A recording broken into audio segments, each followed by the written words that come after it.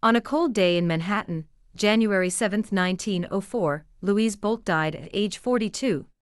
For months, illness had weakened her heart. That day it finally gave out.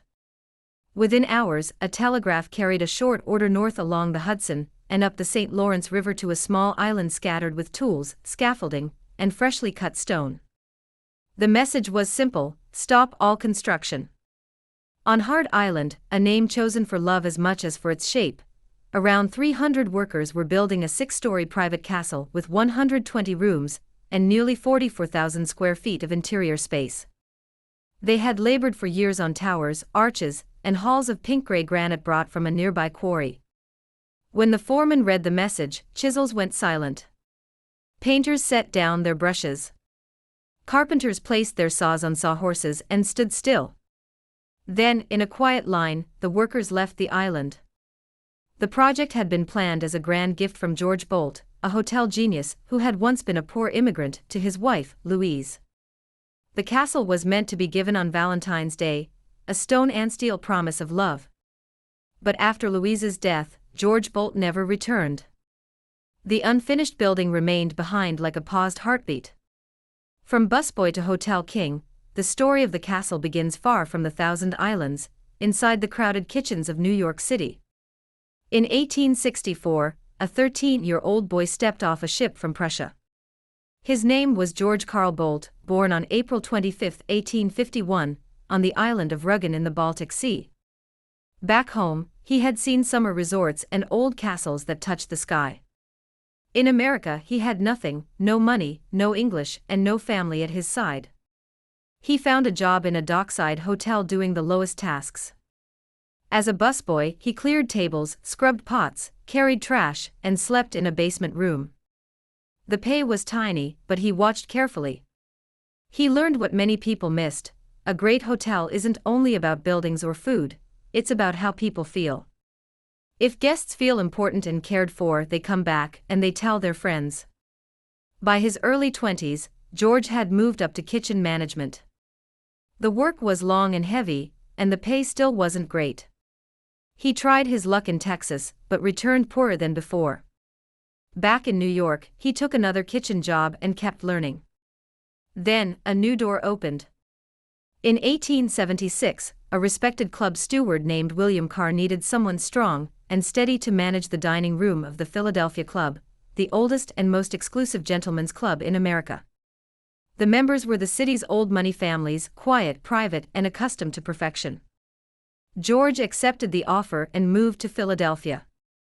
At the club, he learned the quiet rules of elite society: service should anticipate needs, discretion is absolute, and beauty should never shout. He did the job well.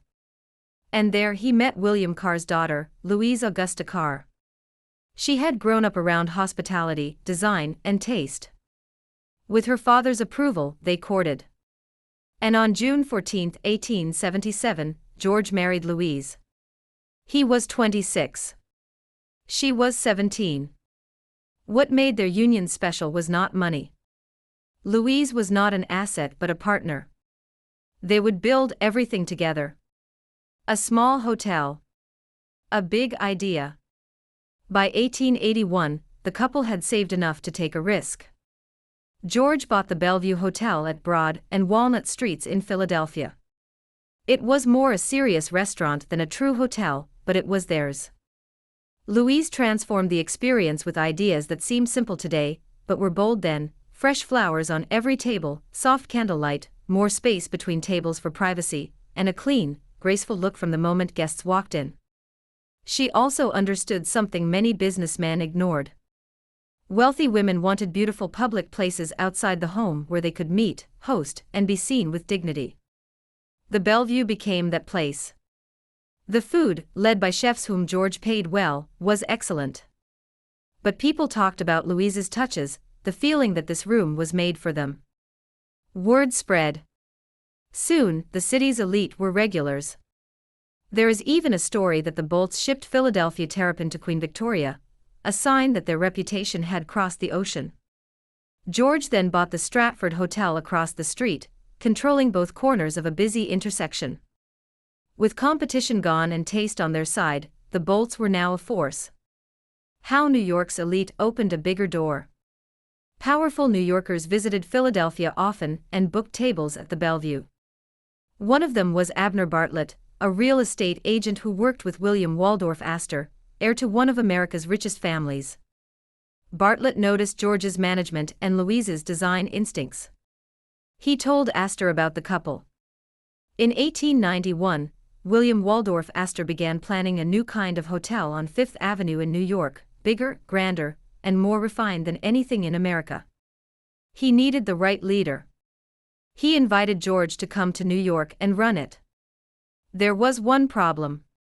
The Astor family was at war with itself. John Jacob Astor IV, Mrs. Astor's son, disliked his cousin, William Waldorf. Both owned land next to each other on Fifth Avenue. Each planned to build a rival hotel, both using the same architect, Henry Hardenberg. Society drama was about to meet skyline design. Despite the risk, Fifth Avenue was still a residential zone. George said yes. He would need to raise $100,000 just to furnish the place. He trusted Louise's taste to make the new hotel feel like a private palace rather than a noisy business. The Waldorf opened on March 13, 1893, in the middle of a national economic crisis. Stress nearly broke George, but he held on. The Waldorf offered exclusive calm for those who could afford it. During hard times, the very rich often spend more to show they are untouched. The hotel became a success. Then John Jacob Astor IV opened the Astoria next door in 1897. George did something few could have pulled off. He convinced both cousins to merge operations. A corridor joined the two buildings. The Waldorf Astoria was born, the largest hotel in the world, with over 1,600 rooms. It quickly became the address for presidents, tycoons, weddings, and deals. Everywhere, Louise's quiet influence showed. She insisted on fresh flowers daily, soft lighting that flattered faces, tasteful rooms that felt welcoming, and designs that respected women as equal guests. She removed separate ladies' entrances and allowed women to walk in through the main doors. Small changes, but they sent powerful messages. The hotel also introduced ideas that are now standard. Room service. Famous dishes shaped by Oscar Cherky, known as Oscar of the Waldorf. Sauces and salads that spread nationwide. The New York Times later wrote that George was more responsible than any other person for the modern American hotel. By the late 1890s, he was one of the highest-paid employees in the country, and also held profitable leases. Estimates of his fortune range from $15 to $25 million then, hundreds of millions in today's money. The Boldts lived in suites at the Waldorf Astoria, and sent George Jr. to Cornell and Clover to the Spence School. They had climbed from basement kitchens to the top of American society. Why they looked north. Even with success, life inside a famous hotel is tiring. You are always on, always fixing, judging, choosing, and hosting.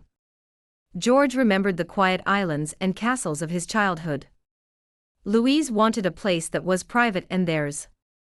In the summer of 1895, they visited the Thousand Islands, an area of more than 1,800 islands along the St. Lawrence River, where wealthy families built summer homes on private land surrounded by water. Unlike Newport's stage-like social life, the Thousand Islands felt personal. Families could sail, fish, picnic, and read without an audience. The Boldts stayed at a grand hotel, but George longed for something that didn't need a reservation desk. They looked at islands for sale. Many were taken. Then they heard about Hart Island, about 5 acres near Alexandria Bay, with a cottage built by Congressman E. Kirk Hart. The land had just changed hands. But within days, Louise bought it herself.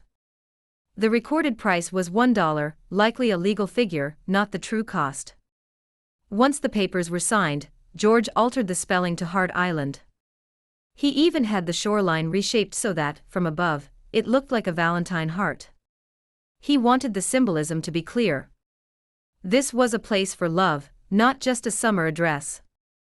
They spent summers there, using the original cottage and slowly adding improvements.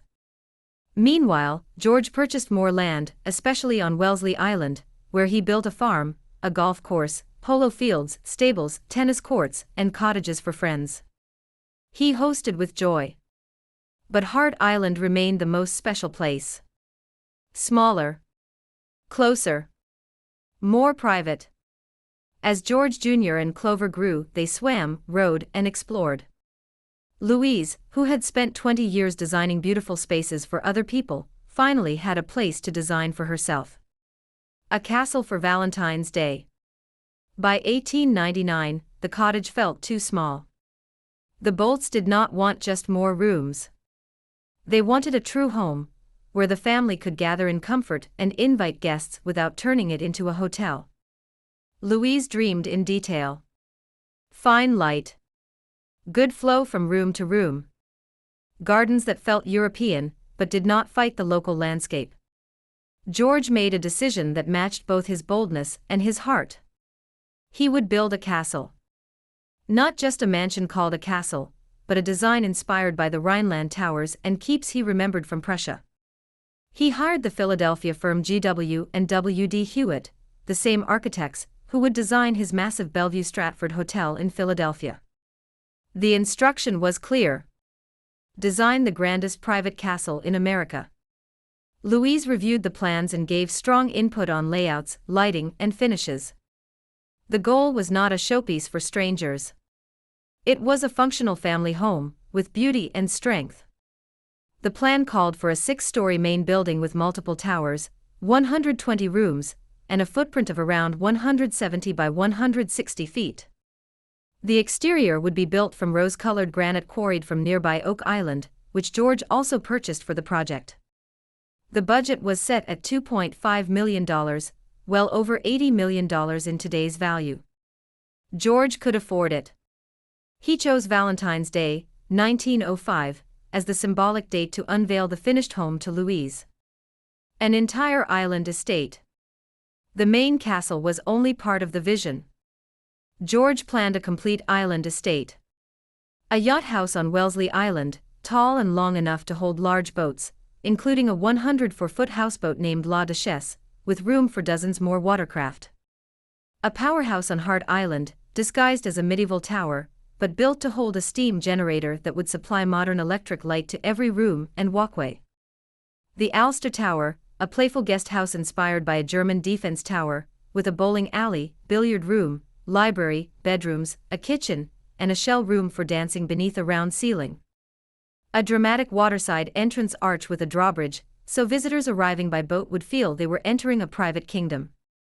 Italian gardens with pools, statues, a swan pond, a dovecot, terraces, and walking paths, designed according to Louise's taste for order, color, and grace. Work would happen from spring to fall each year. Winters on the river were too harsh for transport. 300 workers were hired. A small city of barracks, workshops, and docks appeared almost overnight. Moving a house across the ice. The existing 30-room cottage sat where the main castle needed to rise. So workers dismantled it during the winter, when the St. Lawrence River froze. They hauled the parts across the ice to Wellesley Island, rebuilt it, and turned it into the Thousand Islands Country Club clubhouse. Later, it became the Hart House Inn. Now the island was clear. Barges carried granite blocks, lumber, and steel. The Oak Island quarry cut stone to measure. Everything had to be planned in advance. There were no quick supply runs to a mainland hardware store. George, who ran the Waldorf Astoria like a conductor with a baton, applied the same discipline to the island. Schedules. Teams. Standards. By the end of 1900, the support buildings had made dramatic progress. The yacht house rose to more than 50 feet high and stretched 160 feet in length, with 3 giant bays, later 4. The powerhouse foundation was laid, and its round walls began to climb. The Ulster Tower reached its 90-foot height, purposely crooked and slanting on the outside, but cheerful and modern inside. The waterside arch took shape. In the center of Hart Island, the castle's massive foundations were set, and the steel frame began to rise. Stone, light, and hidden hearts. During 1901 and 1902, the castle's exterior grew quickly. The granite, pinkish in sunlight and tough in winter, was placed block by skilled masons.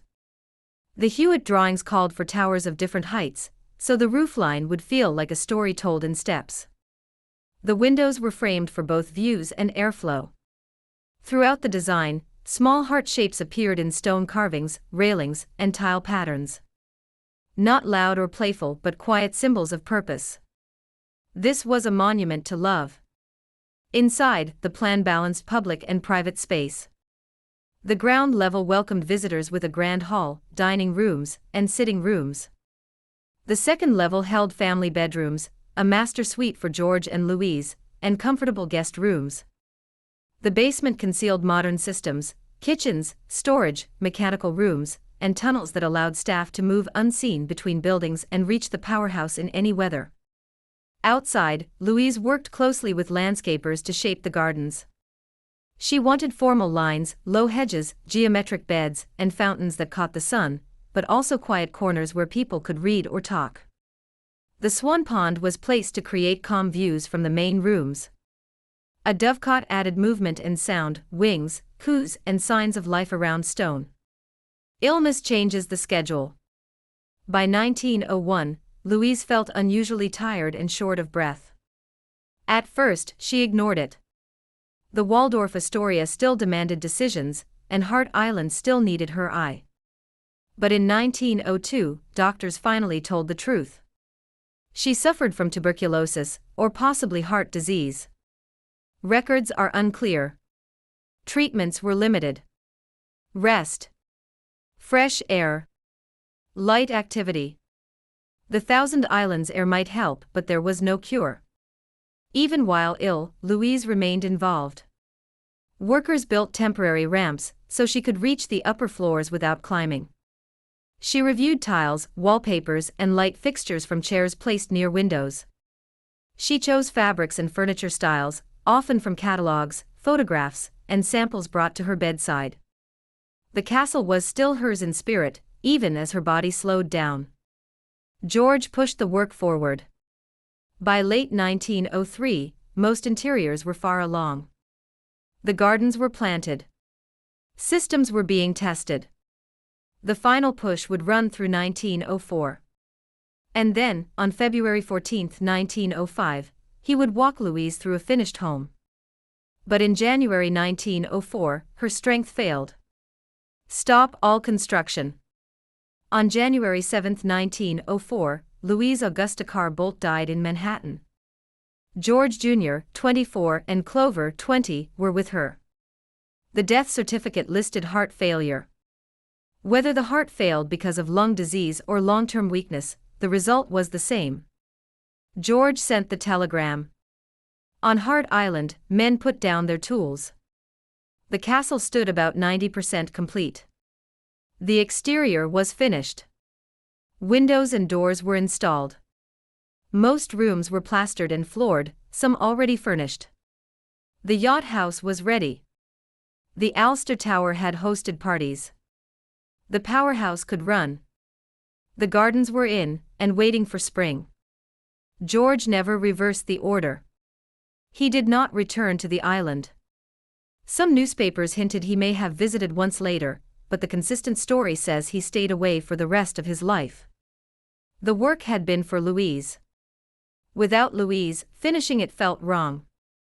Life after the island. Work in New York and Philadelphia didn't stop because grief had come. The new Bellevue Stratford Hotel, costing around $8 million, was opening in 1904 and needed attention. The Waldorf Astoria remained America's most important hotel. George returned to these duties, perhaps because work gave shape to his days. He still summered in the Thousand Islands, but chose Wellesley Island, not Hart Island. He could see the castle across the water, and chose not to step onto its shore. He continued helping young people pay for college. Sources say dozens, perhaps more than 75 over his lifetime. He supported charities that Louise had loved. He spoke little about the castle. On December 5, 1916, George Boldt died of a heart attack in his Waldorf suite. He was 65. His funeral paused traffic on Fifth Avenue. The New York Times praised him as the man who shaped the modern hotel. He was buried beside Louise at Woodlawn Cemetery in the Bronx. His estate, valued at around $15 million, then went to George Jr. and Clover. With it came Hart Island, and the castle that had been started for their mother. It was not their dream. In 1918, they sold the island. A new owner opens the gates. The buyer was Edward John Noble from Gouverneur, New York, owner of Beechnut, and the businessman who helped make Lifesavers candy famous. He saw potential in the castle's mystery. Newspapers had already told the story of love and loss. Tour boats passed the island daily. He imagined a hotel, a resort, or a paid attraction. But he did not invest in finishing or protecting the property. Instead, he allowed visitors to come freely, often with no admission and little supervision. This choice seemed generous. In truth, it was dangerous for a building with open windows, missing locks, and unfinished rooms. Harsh winters cracked stone and warped wood. Graffiti spread across plaster. People stripped copper pipes and wiring for resale. Decorative metal and carved wood disappeared piece by piece. In 1939, fireworks set the powerhouse roof on fire, leaving only blackened stone. In 1942, during World War II, Hart Island was stripped of iron and steel, weakening parts of the structure. Louise's Italian gardens grew wild. The Swan Pond turned stagnant. Even the yacht house on Wellesley Island began to sag, with leaks and broken windows. The Alster Tower survived better than most thanks to its odd angles and strong masonry, but vandals still shattered glass and damaged details. By the 1950s and 1960s, Hart Island looked like a romantic ruin out of a storybook, beautiful from afar, broken up close. Photographs showed vines crawling out of empty windows and trees growing where furniture should have been. People called it haunting. Engineers called it unsafe. $1 a promise and a plan. When Edward Noble died in 1958, the E.J. Noble Foundation inherited the island, but did little to save it. As damage grew, so did the risk of total loss. In the 1970s, the foundation looked for someone, anyone, who could rescue the place. In 1977, the Thousand Islands Bridge Authority stepped forward. The authority operated bridges between the United States and Canada and cared about the region's economy. They believed a restored Boldt Castle could bring jobs and pride back to local towns. The deal was unusual. The foundation would transfer Hart Island for $1, if the Bridge Authority agreed that every dollar of visitor revenue, tickets, tours, souvenirs, would be spent on the castle's restoration and upkeep. No government funding. The site had to pay for itself. The new owners walked into a harsh reality. 73 years of weather and vandalism had done deep damage. Rough estimates said $15 million would be needed just to stabilize and begin restoration. Still, they signed. It was time to save the castle. Reopening as a work in progress. Over the winter of 1977 to 78, crews made the island safe, bracing weak walls, patching urgent roof leaks, fencing dangerous areas, and installing temporary supports. In spring 1978, Hart Island reopened, not as a polished attraction but as an honest one. Visitors saw the damage and the repairs at the same time. Scaffolding against carved stone. Piles of materials beside crumbling walls. People in hard hats doing careful work. The public responded with curiosity and care. That first season, around 99,000 visitors came, far more than expected. Their admission fees went straight into new roofs, stronger structures, and basic security. A virtuous cycle began. The more people came, the more work could be done. The more progress people saw, the more they wanted to return. The restoration team chose a smart philosophy. Some rooms would be finished exactly as George and Louise intended, based on Hewitt drawings, early photographs, and original materials left on site. Other rooms would be left unfinished on purpose, to show what stop all construction really meant. This balance told the truth. Love built the castle, and loss interrupted it. What the island teaches. By the early 1980s, visitors could walk through restored spaces on the first floor, and then climb to row rooms above, where graffiti and exposed brick told the decades-long story of abandonment. Down by the river, the powerhouse rose again, with a new roof and exhibits explaining early electricity. Across the water, the yacht house regained its strength and later displayed antique boats from the Antique Boat Museum in Clayton, reminding everyone how central boating had been to life here. Outside, crews rebuilt the Italian gardens in Louise's spirit. They repaired fountain pools, laid paths, planted hedges, and chose flowers to bloom in careful waves throughout the season. It was not a perfect copy. Too much had been lost for that. But the feeling, order, light, and quiet beauty returned. The message of Heart Island began to shine more clearly with each season. Some treasures are worth saving, not because they were finished, but because they tell the truth about love, ambition, and time. Rebuilding the dream. The Bridge Authority treated the island not as a tourist trap, but as a living restoration site. Workers and historians studied old blueprints, diaries, and photographs from the early 1900s. Every stone and beam told a story. When possible, they reused original materials. When something had rotted beyond repair, they copied it exactly, using the same type of granite and the same joinery methods. The first goal was stability, patching roofs, sealing leaks, and keeping walls upright. Once the castle was safe to enter, the team began the long, patient work of recreation. Broken windows were replaced with glass made to look slightly uneven, like the panes of 1900. Iron railings were recast using molds taken from surviving fragments. Carpenters traced surviving pieces of trim to reproduce missing sections. It wasn't just about fixing a building. It was about respecting a memory. The workers knew they were restoring not just a home, but a love story frozen in time. The powerhouse lives again. Down by the water stood the powerhouse, one of the most striking buildings on the island. From a distance, it looked like a medieval tower. Inside, it had once been filled with roaring machinery that produced electricity for the entire estate. The fire of 1939 had left it black and hollow. In the early 1980s, crews rebuilt the roof, reinforced the stonework, and installed a small museum inside. Exhibits explained how George Boldt had planned for modern conveniences far ahead of his time. Electric lights in every room. Central heating. Telephones. Visitors could now see photos of the original engines, learn about the fire that destroyed them, and imagine the hum of power that once flowed from that building. The rebuilt powerhouse symbolized renewal. Fire had nearly destroyed it.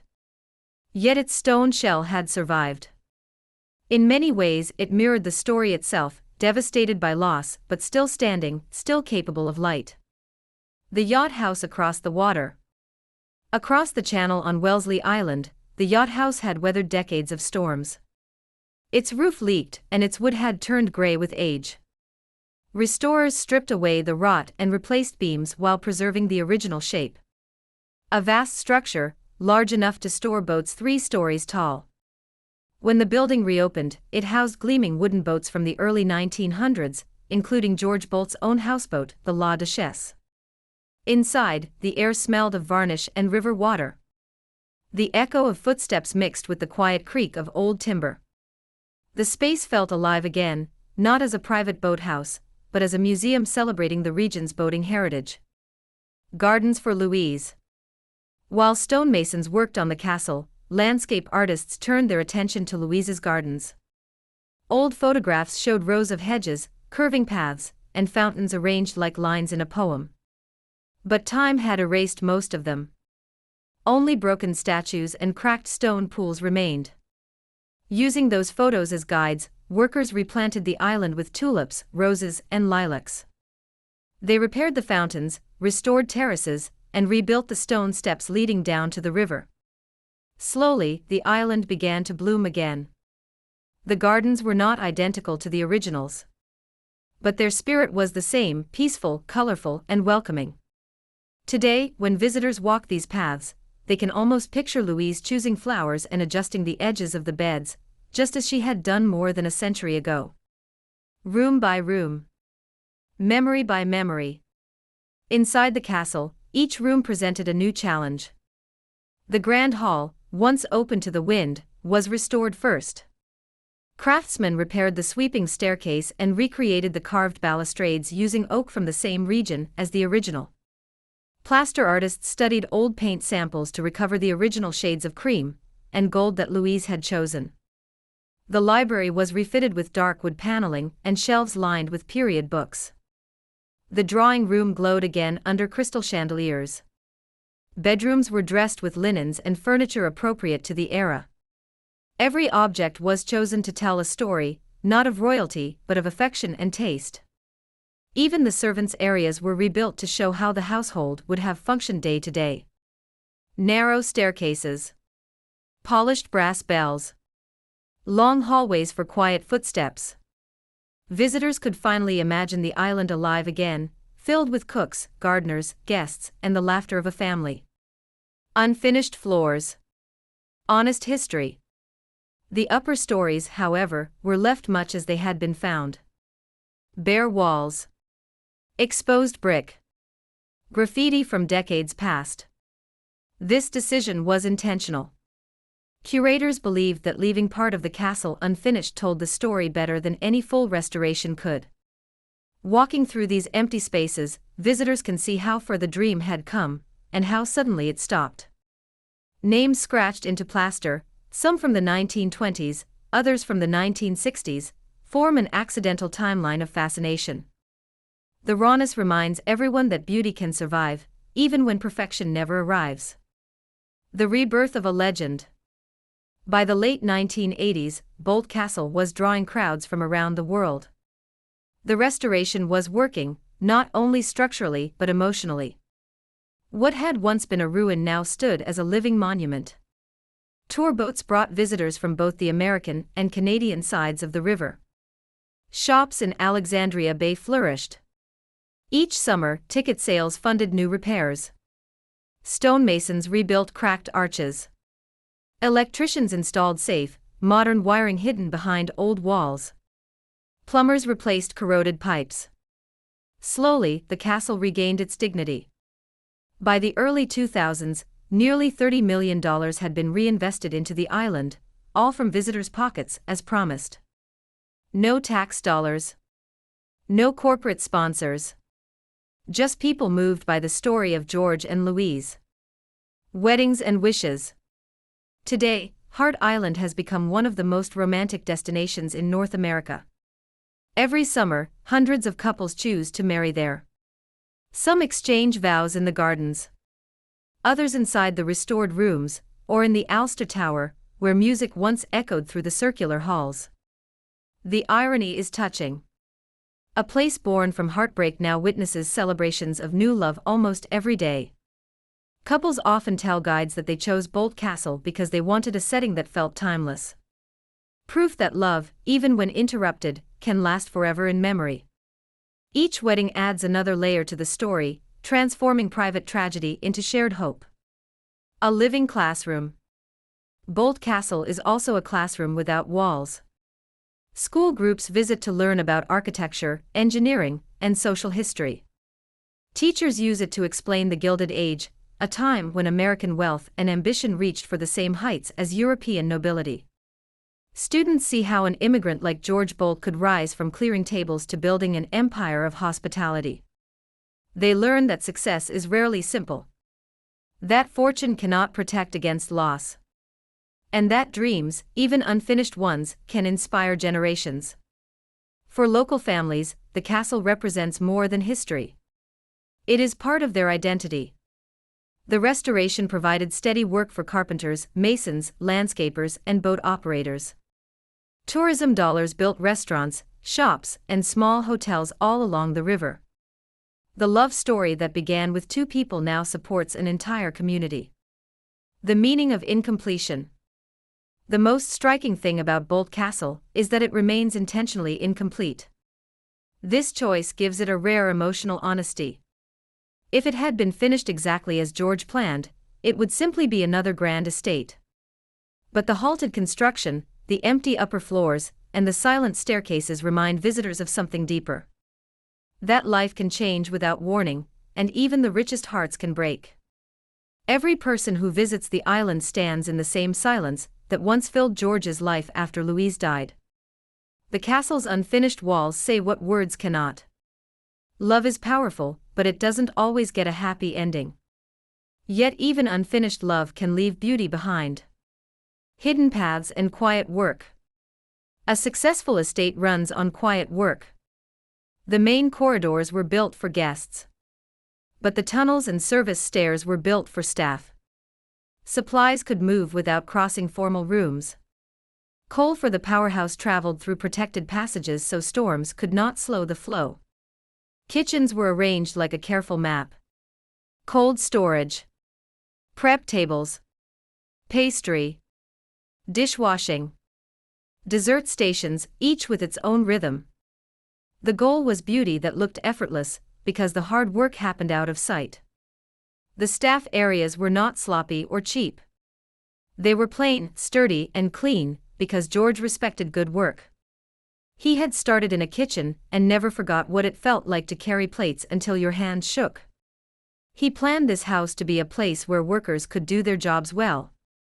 Light as a design tool. Electric light was still a marvel in 1900. The powerhouse allowed the castle to carry that marvel into every corner. Louise understood light better than most designers of her time.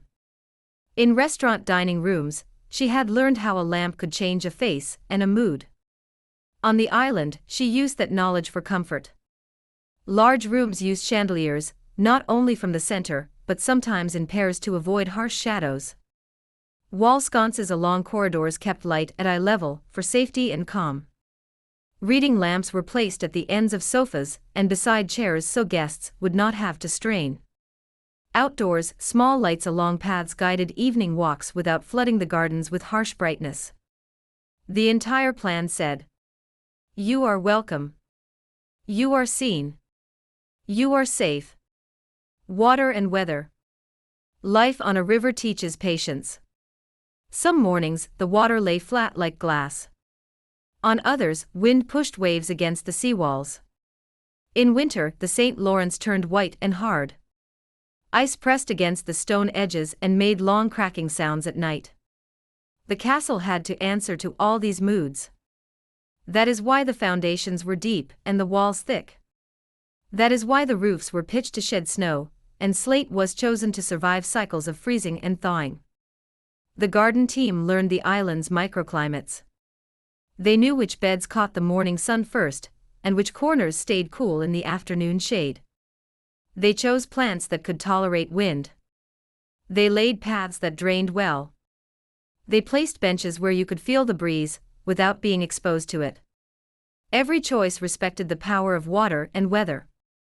The Ulster Tower's secret joy. The Ulster Tower might look like a guard post from the outside, but it was built for joy. In the basement, the bowling alley stretched smooth and straight. You can almost hear the tumble of pins. Above it, the billiard room and library created a quiet pause. The upper shell room was made for dancing, for the kind of laughter that fills a circle. It was a place to be playful without entering the more formal rooms of the main castle. You could host a party in the tower on a rainy day, and let the rest of the house remain quiet. You could also invite guests to stay there and give them privacy. The tower proved that a castle does not have to be stiff. It can be joyful. A partnership written in stone. From the first day at the Philadelphia Club to the careful design of the Waldorf Astoria, George and Louise worked as equals. He understood operations, budgets, and flow. She understood how people feel in a space, and how beauty can be both simple and strong. On Hart Island, those talents blended. The result was not just a symbol of wealth, but a home built with care. That is why the story hurts. The castle is a record of teamwork, and the team ended too soon. Each detail reminds us what they could do together. Each unfinished room reminds us what they did not get to finish. Why the order stood. Many people have wondered why George did not finish the castle after Louise died. He had the money. He had the crew. Most of the work was already done. Finishing it would have been practical. Yet he refused. The answer lies in the nature of the gift. The house was meant for her. The moment she was gone, the purpose was gone. For George, finishing without her may have felt like pretending. He was not a man who pretended. He continued helping others. He continued running his hotels. He supported students and workers who needed a chance. But the castle remained silent. That was the truth he could live with. The long quiet and the cost of neglect. Decades of open doors and careless hands left deep wounds. Graffiti artists did not mean to destroy history, but they did. Thieves who removed copper and hardware may have told themselves the building was already lost. Weather did not ask permission. It entered slowly, one leak, one crack at a time. By the 1970s, saving the castle looked like a risky bet with uncertain odds. The E.J. Noble Foundation could have sold the island for private development. Instead, it chose a different path. It looked for a public partner, one that could save the place while keeping it open to everyone. The Thousand Islands Bridge Authority stepped forward with a promise that was both bold and humble. Open the gates. Tell the truth. And spend every ticket dollar on the work. Craft as an act of respect. When restoration began, the first rule was honesty. Replace what must be replaced. Repair what can be repaired. Leave visible proof of the past where it teaches. That is why some graffiti remains on the upper floors. Not to celebrate vandalism, but to remind us what happens when we stop caring. It keeps future caretakers humble. Craftsmen use traditional methods whenever possible. Mortar mixes matched the original color and texture, so the joints looked natural, not bright white. Wood species were chosen to age and move like the historic pieces. Hardware was cast from molds taken from surviving hinges and handles. Where modern building codes required stronger structures, steel reinforcements were hidden inside walls, preserving the historic appearance. The economics of memory. A project like this needs funding every year. Roofs must be inspected. Stone must be repo-inned. Paint must be maintained.